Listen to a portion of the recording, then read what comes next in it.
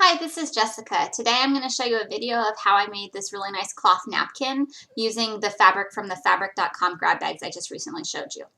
So first what I did is I cut 17-inch squares out of a top and a bottom fabric. You need a yard of fabric to make a set of four napkins, so a yard of top fabric and a yard of bottom fabric.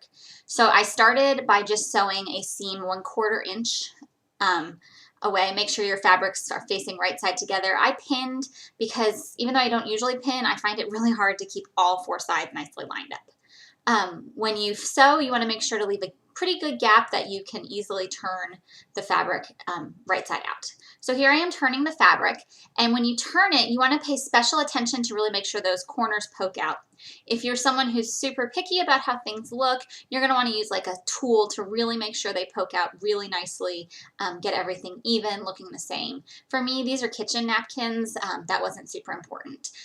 You also want to kind of make sure to tuck in that gap to make sure that you catch all the raw edges. Here I am pressing it. You want to really make sure to push everything so that it pushes against the thread, presses nicely. You don't have too much of the top fabric showing to the back. For instance, you can see I have a little bit, and you really want to make sure you catch that gap. So now when we do our seam on the outside, we're going to close the napkin. There's not going to be a hole. You could use a decorative stitch on your machine, but I just decided to do 2 rows of stitching, just with a straight stitch with a contrasting thread. So here I have blue thread, and I'm stitching 1/8 of an inch from the edge. You can see there where I just went over, I didn't catch my gap perfectly. I must have been off just a little bit with my fabric. Make sure to backstitch anytime you sew. I usually quilt, so I don't backstitch. But on a project like this, since you're not going to go over the seam again, you need to backstitch. So here I am doing my second pass. This is decorative, but it's also going to close up that gap since I didn't catch it all the way the first time. Here I'm stitching 1/4 inch. When you do the corners especially, you want to make sure that you keep your measurements right. So here you can see I ran out of bobbin thread. That was kind of a silly mistake to make sure that I had enough. Unfortunately, that meant when I restarted, I got a little bit of a bird's nest.